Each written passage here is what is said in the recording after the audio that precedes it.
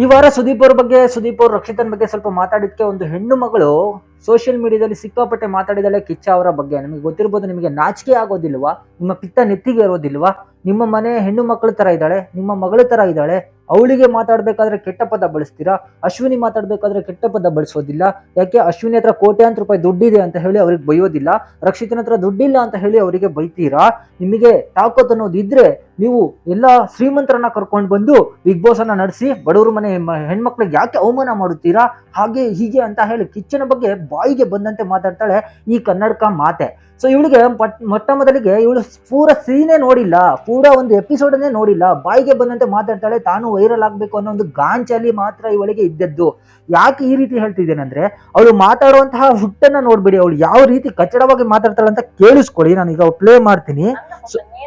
ಅವರಿಗೆ 3 ವಾರದಿಂದ ಅಶ್ವಿನಿ ಗೌಡ ರಕ್ಷಿತನಿಗೆ ಸ್ಲಮ್ ನಿಂದ ಬಂದವಳು, ಅವಳ ಲೆವೆಲ್ಗೆ ನಾವು ಹೋಗಿ ಮಾತಾಡಿಕ್ಕಾಗುದಿಲ್ಲ, ಎಸ್ ಕೆಟಗರಿ ಇಡಿಯಟ್, ಗಂಡಸರ ಕೈ ಹಿಡ್ಕೊಂಡು ಹೋಗಿ ರೂಮಲ್ಲಿ ಕುತ್ಕೊಂಡು ಮಾತಾಡ್ತಾಳೆ, ಮ್ಯಾನಿಪುಲೇಟ್ ಮಾಡ್ತಾಳೆ ಅಂತ ನಿಮ್ಮದೇ ಮಗಳ ವಯಸ್ಸಾಗಿರ್ಬೋದು. ಆ ವಯಸ್ಸಿನ ಹುಡುಗಿಗೆ ಒಂದು ಕತ್ತೆ ಏಜ್ ಆದಂತ ಈ ಹೆಂಗಸು ಹೇಳುವಾಗ ನಿಮ್ಮ ಪಿತ್ತವೇ ನೆತ್ತಿಗೆ ಇರ್ಲಿಲ್ಲ, ಅದ್ಯಾಕೆ?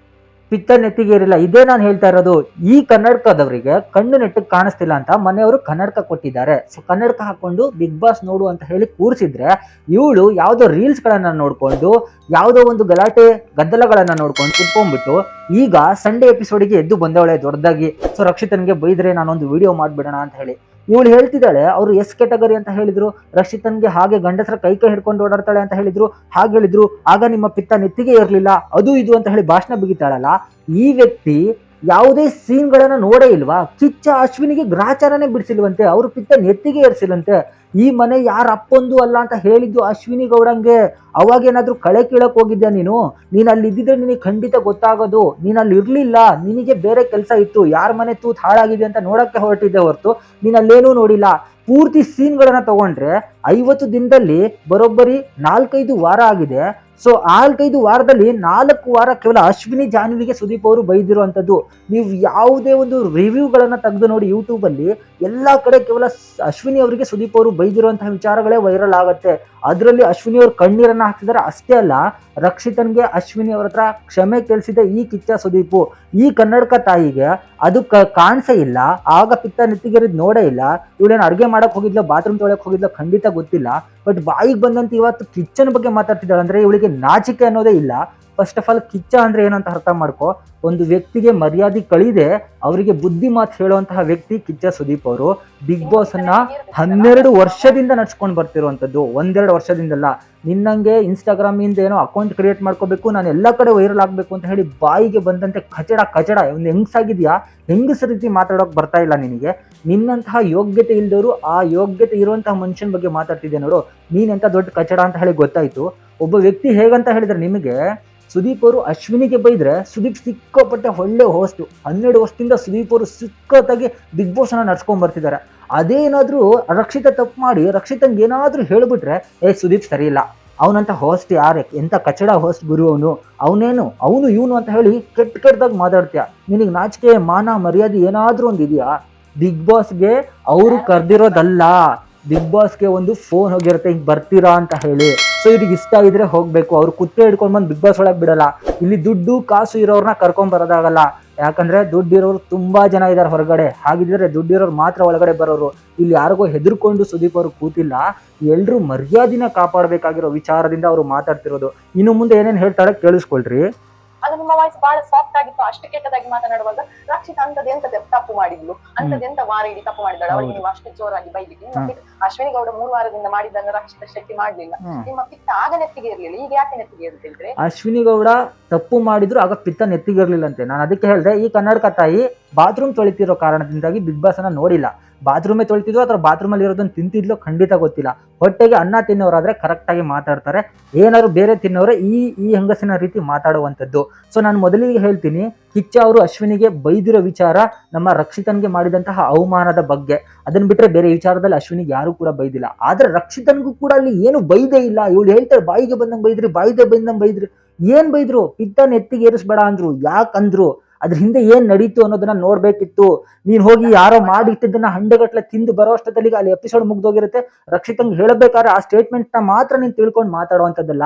ಸುದೀಪ್ ಅವರು ಈ ಹಿಂದೆ ಮಾತಾಡ್ತಿದ್ರು, ರಾಶಿಕಾ, ರಿಷಾ ಹಾಗೆ ಅಭಿ, ಧನುಷ್ ಇವರೆಲ್ಲ ಕುತ್ಕೊಂಡು ಮಾತಾಡ್ಬೇಕಾದ್ರೆ ಧನುಷಿನ ವಿಚಾರ ತಗೊಂಡು ರಿಷನ್ಗೆ ಹೇಳ್ತಾರೆ, ನೀನು ಅವನನ್ನ ಲವ್ ಟ್ರ್ಯಾಕಿಗೆ ತಗೊಂಡೋಗಿ ಒಂದು ಲವ್ ಟ್ರ್ಯಾಕ್ ಅನ್ನು ಓಪನ್ ಮಾಡು ಬಿಗ್ ಬಾಸ್ ಮನೇಲಿ ಅಂದಾಗ ಅವಳು ವ್ಯಾ ಅಂತ ಹೇಳಿ ವಾಮಿಟ್ ಮಾಡ್ತಾಳೆ.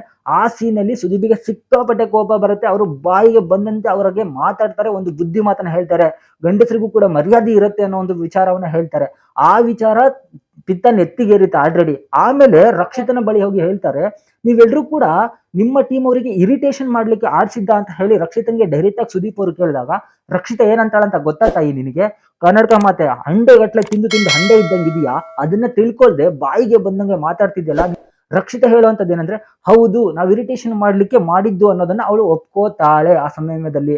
ನಂತರ ಏನಕ್ಕೆ ನಿಮ್ಮ ಟೀಮ್ ಅವರಿಗೆ ನೀನೇ ಇರಿಟೇಷನ್ ಮಾಡಬೇಕು ಅಂತ ಹೇಳಿ ಸುದೀಪ್ ಅವರು ಪ್ರಶ್ನೆ ಕೇಳಿದಾಗ ಅವಳು ಉಲ್ಟಾ ಹೊಡೆದ್ಬಿಡ್ತಾಳೆ. ಅಲ್ಲಿ ನಿಮಗೆ ಯಾವಾಗ ಅನ್ನಿಸ್ತು ನಾನು ಇರಿಟೇಷನ್ ಮಾಡಿದೆ ಅಂತ ಹೇಳಿ?